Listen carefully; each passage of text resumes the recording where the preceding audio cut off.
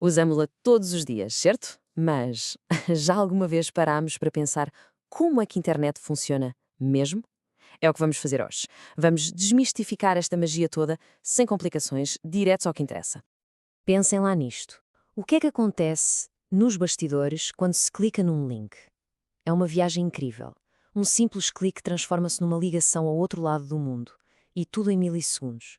É essa viagem que vamos fazer agora, passo a passo. Muito bem, vamos a isto.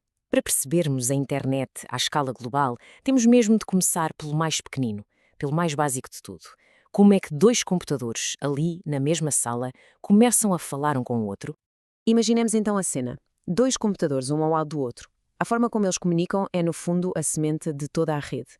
Se percebermos bem isto, acreditem, o resto fica muito mais fácil de entender. Bem, a forma mais primitiva de os ligar seria com um hub. É um aparelho super simples, basicamente liga os fios todos, só que tem um problema gigante. É como aquelas linhas de telefone antigas, partilhadas. Toda a gente ouve a conversa de toda a gente e só um pode falar de cada vez. Uma confusão. E isto leva-nos direitinhos a um conceito-chave, o chamado domínio de colisão. O que é isto? É simples. É uma zona de rede onde, se dois aparelhos tentarem falar ao mesmo tempo, pumba, os sinais chocam. É só ruído e ninguém se entende. A comunicação falha. Ora, com o hub, o problema é que a rede inteira é um único e gigantesco domínio de colisão.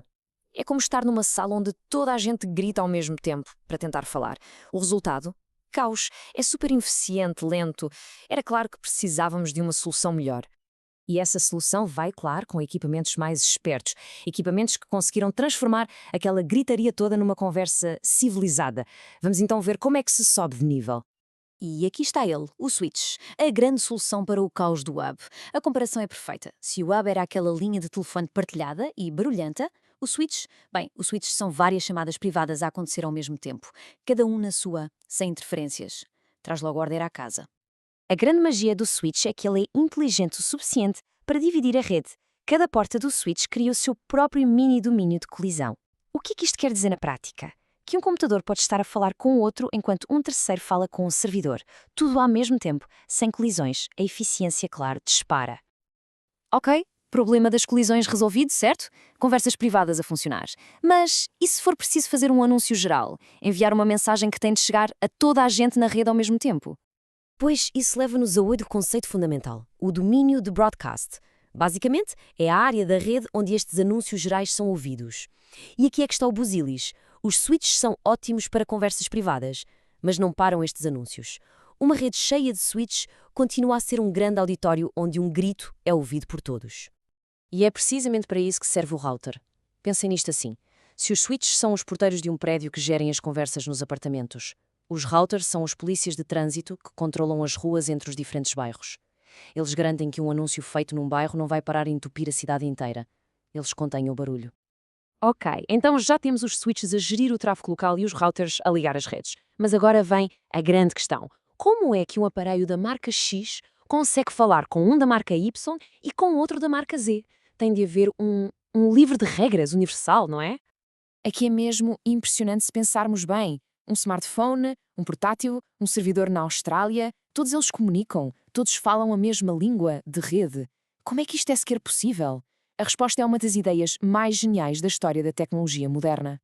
A solução foi brilhante na sua simplicidade. Em vez de tentar resolver tudo de uma vez, dividiram o problema. Criaram um modelo em camadas, como se fossem os departamentos de uma grande empresa. Cada departamento tem a sua tarefa, faz o seu trabalho e confia que os outros farão o deles. Esta especialização e divisão de tarefas é o segredo para tudo funcionar tão bem. E esse sistema chama-se modelo OSI. São 7 camadas, 7 departamentos, cada um com a sua função. Lá em cima de tudo, a camada de aplicação, que é o que nós vemos, o software. E lá embaixo, as camadas que lidam com os cabos, com os sinais elétricos. Cada uma contribui com uma peça para este grande puzzle da comunicação. Mas para não complicar, podemos pensar nisto em 2 grandes blocos. As camadas de cima, o grupo das aplicações, que prepara a informação. E as camadas de baixo, o grupo do transporte, que tem uma única missão: pegar nessa informação e levá-la do ponto A ao ponto B, seja por fios, fibra óptica ou pelo ar. Então, que tal vermos isto a acontecer na prática? Vamos seguir a viagem de um simples pacote de dados, imaginem um e-mail, a preparar-se para atravessar a rede. Este processo tem um nome: encapsulamento. Soa complicado, mas a ideia é simples. À medida que os nossos dados vão descendo por aquelas 7 camadas, cada camada embrulha-os com a sua própria informação, o seu cabeçalho.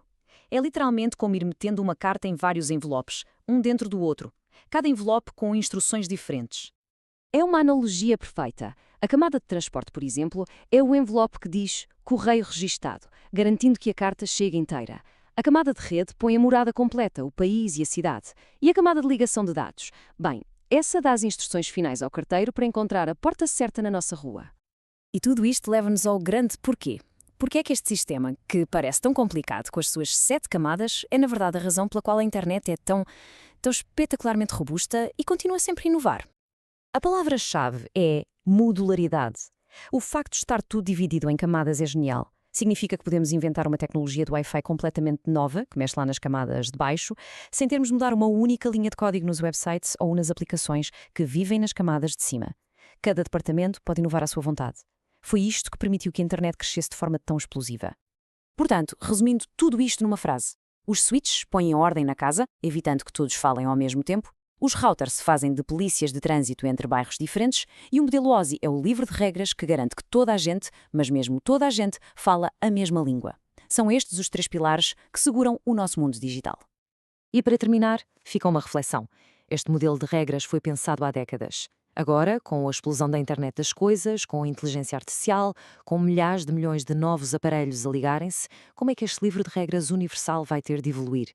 É uma pergunta para o futuro e a conversa sobre isso está só agora a começar.